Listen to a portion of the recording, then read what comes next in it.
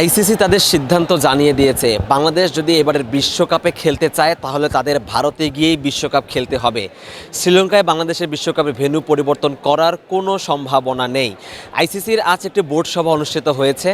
সেই বোর্ড সভায় প্রায় সব ক্রিকেট নেশনদের প্রতিনিধিরা অংশগ্রহণ করেছিলেন এবং সেখানে কিন্তু বাংলাদেশের পক্ষ থেকে আমিনুল ইসলাম বুলবুলও কিন্তু ছিলেন এবং জয় শাহ আইসিসির যে প্রেসিডেন্ট রয়েছেন তিনি সেই সভার কিন্তু সভাপতিত্ব করেছেন এবং সেখানে কিন্তু বাংলাদেশের বিশ্বকাপ ভাগ্য নিয়ে একটা খোলামেলা আলোচনা হয়েছে বলা যায়। সেখানে সবগুলো দেশের সামনে বাংলাদেশ যে প্রস্তাবটা করেছে আইসিসির কাছে, তারা ভারতে তাদের বিশ্বকাপ ম্যাচগুলো খেলতে চায় না, তারা তাদের ম্যাচগুলো শ্রীলঙ্কায় খেলতে চায়, সেটা কিন্তু উত্থাপন করা হয়েছিল এবং সেখানে কিন্তু খোলাখুলিভাবে কিন্তু সবার সাথে ডিসকাশন করা হয়েছে এবং সেখানে একটি ভোটও কিন্তু আয়োজন করা হয়েছিল যে কারা আসলে বাংলাদেশ যেই দাবিগুলো করছে বা বাংলাদেশ যেই ভেন্যু পরিবর্তনের যেই কথাটি বলছে সেটার পক্ষে আসলে কতজন মত দেন সে নিয়ে একটা কিন্তু ভোটাভুটি হয়েছে এবং সেই ভোটে কিন্তু বাংলাদেশের পক্ষে কিন্তু বেশিরভাগকে কিন্তু বাংলাদেশের বিপক্ষে ছিলেন এবং বাংলাদেশ কিন্তু সেই ভোটে কিন্তু জিততে পারেনি। জানিয়ে রাখা ভালো, আইসিসি যখন কোনো ডিসিশন নেয় সেই ডিসিশনগুলো কিন্তু আইসিসি এককভাবে নেয় না। আইসিসির যেই নেশনগুলো রয়েছে, যারা আইসিসির ফুল মেম্বার যারা, তাদের কিন্তু অংশগ্রহণে কিন্তু একটা কিন্তু ডিসকাশন হয় এবং সেই ডিসকাশন থেকেই কিন্তু আইসিসি কিন্তু একটা ডিসিশন নেয়। সো আজও সেটার ব্যতিক্রম হয়নি। বাংলাদেশের এই যেই কনসার্নটা ছিল বিশ্বকাপে তারা খেলতে চায় কি খেলতে চায় না বা বাংলাদেশের অংশগ্রহণের ক্ষেত্রে যেই কথাগুলো উঠছিল সেগুলো নিয়ে কিন্তু আজ আইসিসি ডিসকাশন করেছে এবং সেখানেই কিন্তু বাংলাদেশের পক্ষে কিন্তু ভোট আসেনি।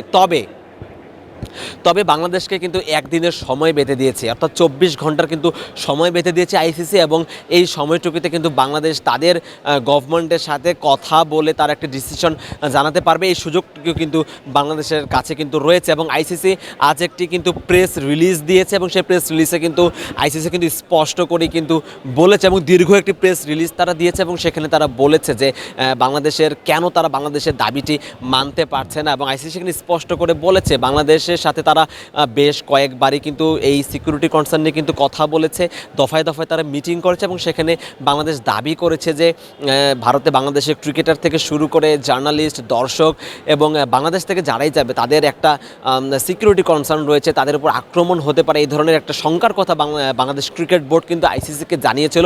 সেটিও আইসিসি সেই প্রেস রিলিজে উল্লেখ করেছে এবং আইসিসি বলছে যে তাদের যেই সিকিউরিটি যেই টিম রয়েছে তা এবং ইন্ডিপেন্ডেন্ট একটা সিকিউরিটি টিমেরও কিন্তু তারা সহায়তা নিয়েছিল এবং দুপক্ষই কিন্তু বাংলাদেশের কোনো সিকিউরিটি কনসার্ন ভারতে নেই, কোনো থ্রেট বাংলাদেশের জন্য নেই, এমন একটি কিন্তু রিপোর্ট আইসিসির কাছে জমা দিয়েছে এবং যার কারণে আইসিসি লজিক্যালি মনে করছে না বাংলাদেশের এই দাবিটি গ্রহণ করার মতো। তো তারপরও আইসিসি কিন্তু সেই দাবিটি কিন্তু তুলেছিল কিন্তু প্রেস যে মিটিংটা হয়েছে এবং সেখানে কিন্তু বাংলাদেশের পক্ষে কিন্তু ভোট আসেনি। এখন দেখার বিষয় যে বাংলাদেশ ক্রিকেট বোর্ড আসলে কি সিদ্ধান্ত নেয়।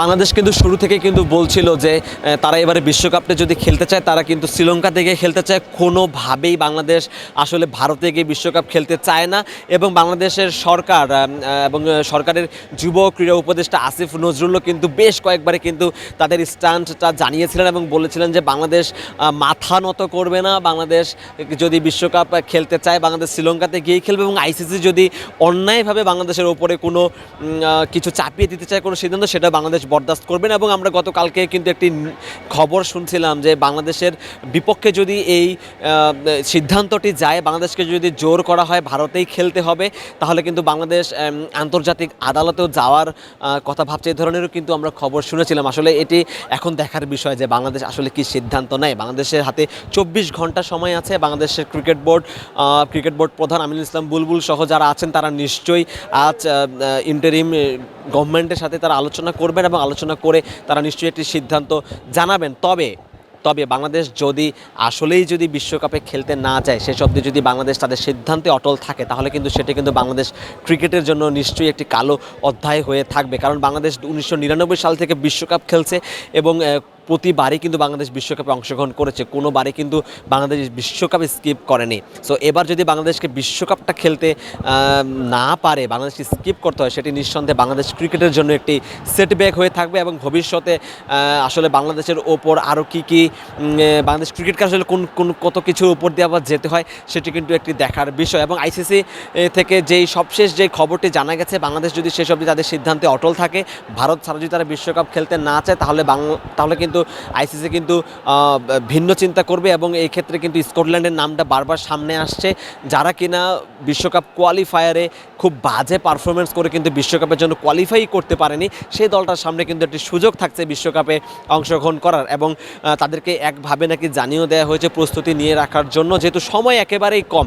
আগামী 7 তারিখ থেকে বিশ্বকাপের পর্দা উঠছে। আজ যখন আমি কথা বলছি তখন কিন্তু 21 তারিখ, অর্থাৎ আপনি যদি হিসেব করে দেখেন আর কিন্তু 15 দিনের মতন কিন্তু সময় আছে কিন্তু বিশ্বকাপ শুরু হতে। এই অল্প সময়ের মধ্যে আইসিসি বলছে যে আসলে বাংলাদেশ যে দাবিটা করেছে সেটা লজিস্টিক্যালি করা সম্ভব নয়, সেক্ষেত্রে তারা বিকল্প চিন্তা করবে এবং বিকল্প নাম হিসেবে তারা স্কটল্যান্ডের নামটাই ভাবছে বলে সবশেষ তথ্য অনুযায়ী জানা গেছে। এখন দেখার বিষয় বাংলাদেশ ক্রিকেট বোর্ড কি সিদ্ধান্ত নেয়, বাংলাদেশ কি আসলে বিশ্বকাপে খেলতে যায় নাকি বিশ্বকাপে খেলা থেকে নিজেদেরকে নামটা প্রত্যাহার করে নেয়, সেটি কিন্তু জানার জন্য কিন্তু আরও 24টা ঘন্টা আমাদের অপেক্ষা করতে হবে। সারোয়ার সেতু, ক্রিকেট 97।